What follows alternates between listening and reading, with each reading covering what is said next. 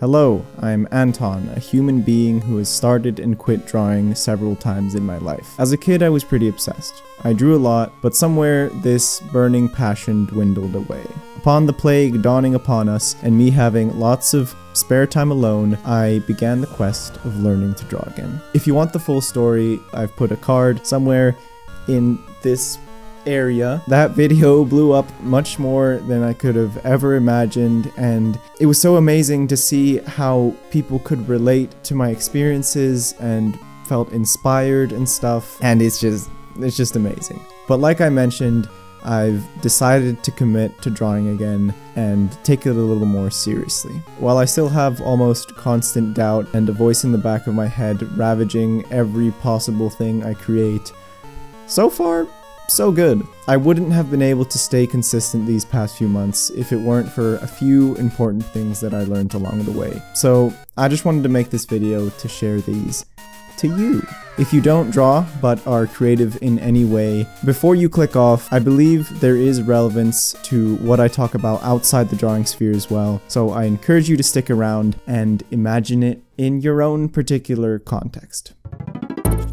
This is one of the most classic excuses in the book. I don't know what to draw. I stare at a blank page and feel like there's nothing up there, and none of my experiences or interests of my 21 years of existence are worth being shared. There's a few ways I've been tackling this issue. The first is deciding when I'm going to draw what. Given that I want to improve my skills, but also be able to express all the weird shit in my head, I know that I want days where I draw technical stuff and days where I just draw whatever. So I'm following something called the 50% rule, which states that 50% of the time maximum I will do technical stuff, and the other 50% of the time I can draw whatever the hell I want. For the past couple of months, Mondays, Wednesdays, and Fridays have been the technical days, whereas Tuesdays, Thursdays, and the weekends have been the draw whatever the hell I want days. When that day comes, I don't sit around wondering, should I draw anatomy today? Should I draw perspective today? Should I draw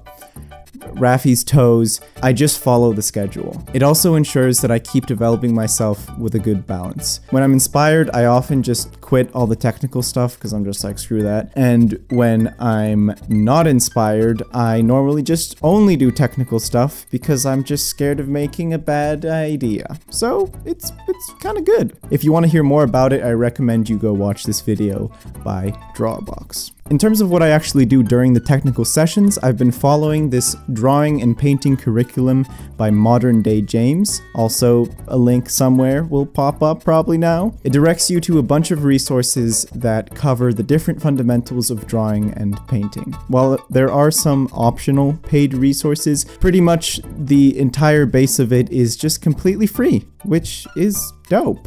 I'm not following it precisely, but it at least offers some kind of guidance for a newbie such as myself. As for the drawing whatever the hell I want sessions, I'm still sometimes faced with that daunting question of what do I even want to draw? An important realization I've made is that ideas aren't born from just sitting around thinking about them. They're born from doing stuff, or in this case, drawing. So on these days, I basically have to fill at least one entire page with drawings. While the first drawings are straight up terrible, usually something happens and I become inspired. As someone probably said in some better way, you first have to go through the garbage to get to the gold.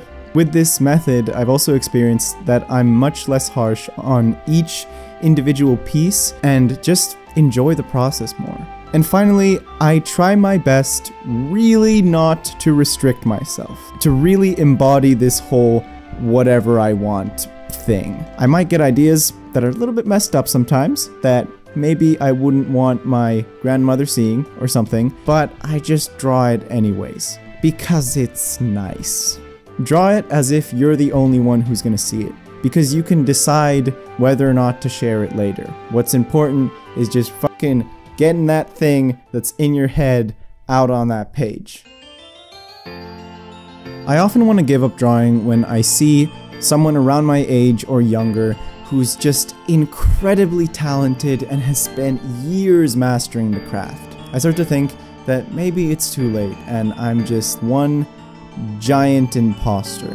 What's helped is realizing that these people didn't get to where they are instantaneously. These artists had to go through heaps and heaps of trash to get where they are now. And it just happens to be that I'm at this earlier stage where most of the stuff I create is just gonna be trash. But if I accept that, it puts the pressure off because I don't feel bad when a drawing doesn't turn out great because I'm not expecting it to. And again, for me, dedicating myself to that single page has been great because each time I draw, I'm not doing it because I'm trying to compete with all these other people who I couldn't compete against. I'm drawing for the sake of drawing, for the process itself.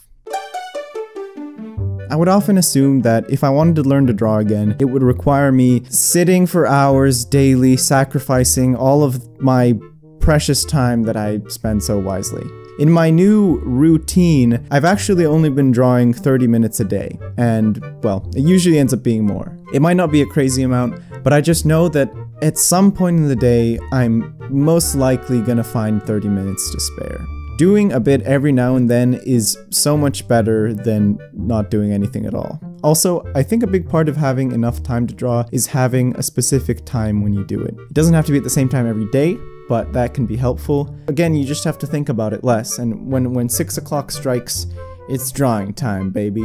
At least for myself, if I have something scheduled, I'll be more likely to follow through.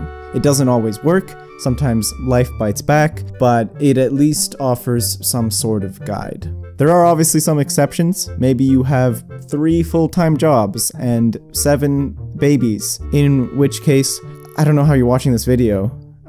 You should probably also go check up on Samantha. She's crying again. This question is the final boss, one that threatens my commitment the most, particularly if I have a dishonest answer or no answer at all. That was going so well! But if I do have an answer for it, it informs all of these other doubts and issues that I have. As a little kid, I wasn't even considering why I was drawing because I didn't have to. It was just something that came very naturally to me. As time went on, I remember beginning to really value how other people perceived my art. I would love the feeling of someone telling me, "Wow, you draw good." You draw good? What? Who would say that? Gradually, I started drawing things specifically because I thought it would impress them or make them think that I was a good artist. I would draw less of all the nerdy things that I really wanted to draw deep down, and pretty soon I quit. Drawing for attention or to impress people was not enough, and it still isn't now, no matter how good it sometimes feels. That's why I need an answer that is more profound. And it doesn't have to be some crazy complicated formula, but just something that allows me to be a little bit more free from all of these other inevitable desires like attention. When I first started, I drew because of that burning desire. But having started again, it would be dishonest to both you and myself to say that I still have the same passion for it.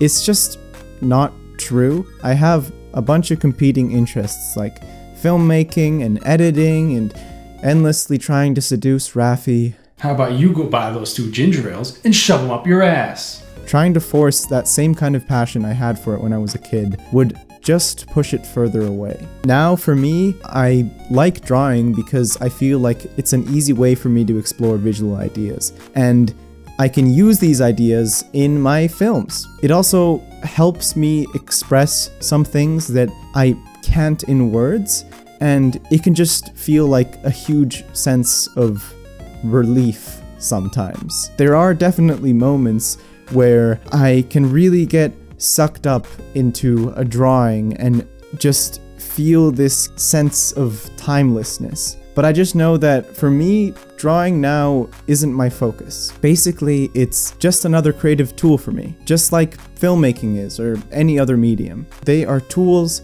that I love using to create stories, to communicate and express all the silly little ideas that I have going on in my head. So this informs how I want to tackle my learning process. Because I'm not going to be drawing in the same way or the same things as a person who wants to pursue realism or wants to be a concept artist or anything like that. Drawing will probably mean something else for you, and hence inform your approach differently.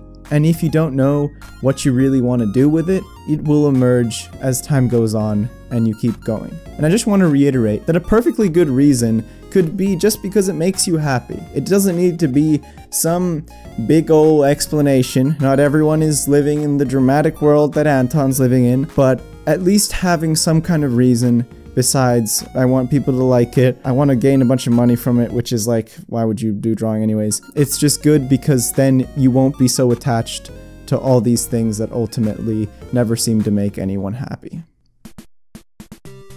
If there's anything that I've learned, it's that having some kind of structure which makes decisions for me, whether that's when I'm gonna draw, what I'm gonna draw, really helps to eliminate some of the voices of doubt and worry going on in my head, because I just do what's on the schedule, boppity boop, bidoo. Secondly, that starting small is way better than not starting at all. And finally, being honest to myself as to why I'm doing it in the first place and what I want to achieve, because this will continue to inform my approach.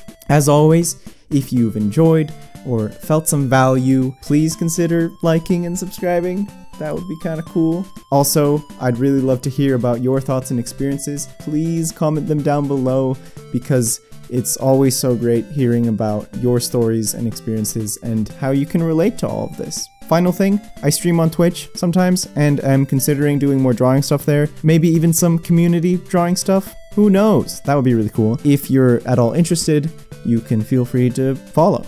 And with that, I shall see you guys very soon. Next Tuesday, specifically, because if I don't post, I'm gonna look like this guy. If I don't post every Tuesday and Friday for the next month, I am shaving my head bald. So yay, more content. Yes, goodbye.